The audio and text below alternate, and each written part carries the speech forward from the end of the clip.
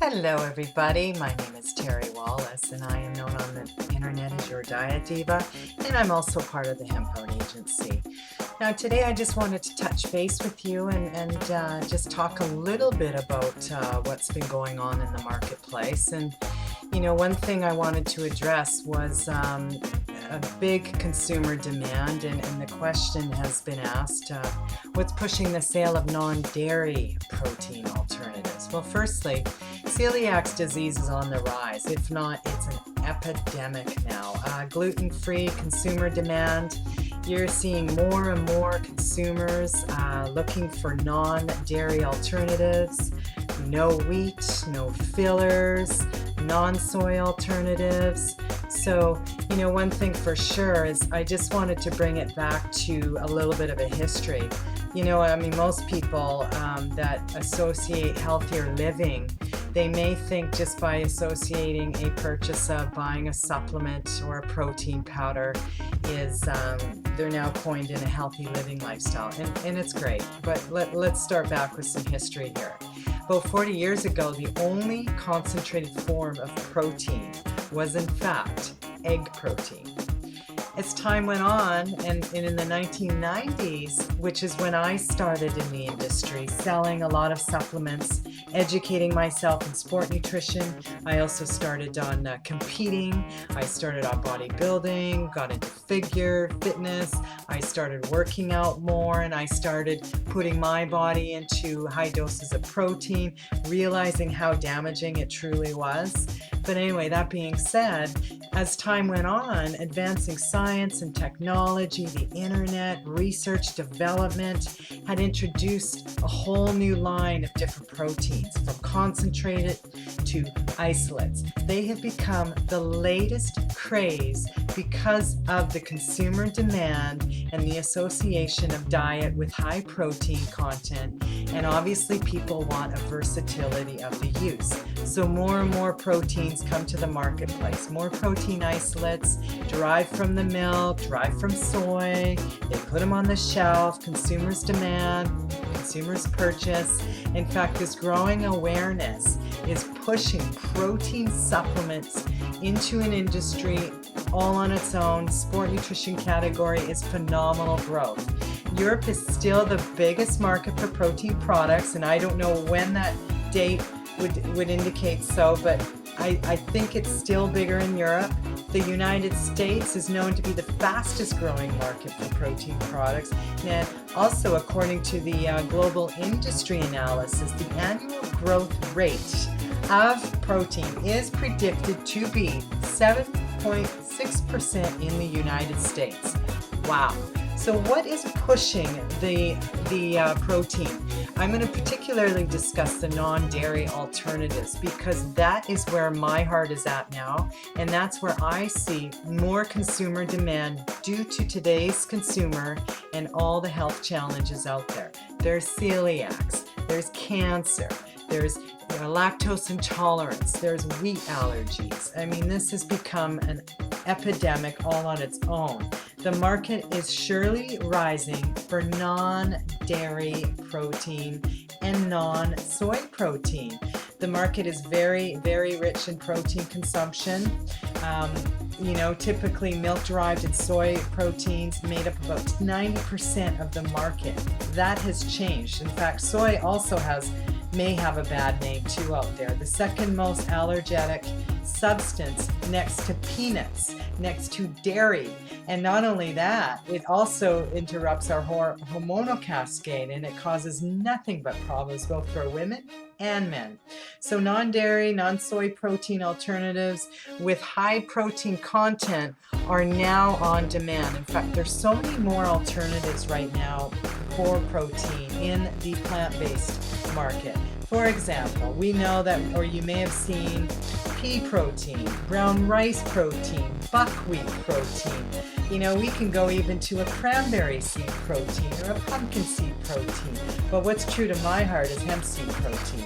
It provides the richest composition of branched chain amino acids, all the essential fatty acids, all the fiber I need. I can digest it. It can replace meals for me. It can replace whey protein. it can replace animal-based protein. So why is it that the protein is on demand, and why is it that protein needs are ultimately changing? Well, because of all the diseases out there, all the challenges we're having with dairy-based proteins. Now, I'm not bashing dairy-based proteins. Heck, I worked for them for over 20 years. I sold enough whey proteins to last another decade. But that being said, I started noticing for my own reasons why I needed to really consider and understand how my body is digesting protein. What's the biological value? What does that mean? And how is my body responding to it? My goal is always just to inform and educate my clients, my customers, and get them the best source of information that I know of. So more and more people, as you know, may be affected by the digestion, by the protein out there, and by all the health challenges out there. In fact, more and more, I mean, we're talking 70% of the global adult population has a lactose intolerance. In 2007, in fact, this is a quote, the cost of dairy protein suddenly rose by more than double due to the high cost of what? Animal feed.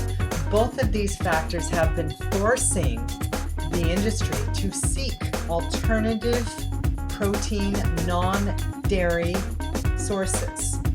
Why is whey gone up so much? Why is China taking over the market? Why are more people going from a high protein or a high animal-based consumption to a alternative, to a vegan source, to a plant-based protein? Because there's more and more demand for health solutions. To understand that all this time we've been feeding our bodies with a dairy-based protein or a soy-based protein, we've been feeding a big health problem. It's not just you, it's not just I, it's everybody. The consumers will attract themselves to marketing, to media. I mean, we're slammed in the face with all these trade magazines, bodybuilding magazines, fitness magazines, you know, all these whey-based proteins, all these yummy flavors that are just laden full of sugar. We have been inundated by marketing and beautiful messages and beautiful demos and sampling out there and gorgeous packaging. But what's in the product that matters, and that is really what this is about today. So the consumer demand is because the health problems are becoming an epidemic, and we all know it. It's now time for us to take control of our own health, understand what we're putting in our body, and understand that there's so many different alternatives. Try them out. There's so many plant-based proteins. I love hemp. It provides me what I need. You know, it's one thing for sure, if you're going to try different alternatives, be open and understand we are what we absorb, we are what we eat. We know we can be totally inundated by marketing, so just be aware.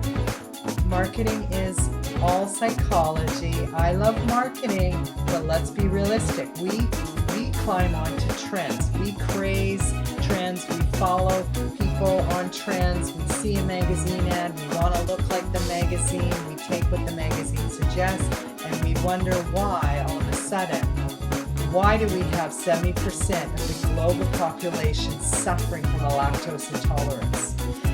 Anyway, that being said, I just wanted to touch base with you from a marketing perspective, from a person that has been in this industry, selling a lot of different protein, taking protein like it's no tomorrow, and understand that you have to make your choice. You need to understand how healthy the protein alternative side could be. You need to start taking it and understand what's in the product. Again, I'm not slamming protein from dairy. I'm just telling you there's alternatives. People are asking, wondering why there's so many health challenges. Why is there so much media coverage on health problems? It's because we need to start waking up. We need to understand what our bodies are truly meant to digest, to absorb, and to consume. So that's it for now. My name is Terry Wallace. I am your diet diva on the internet, or you can follow me in the Hemp Out Agency. I do love my hemp. I'm not here to sell you hemp. I'm just here to give you the hemp facts and the facts generally speaking. All in all, just a little tidbit from me, your diet diva. Have a great day, and we'll talk to you real soon.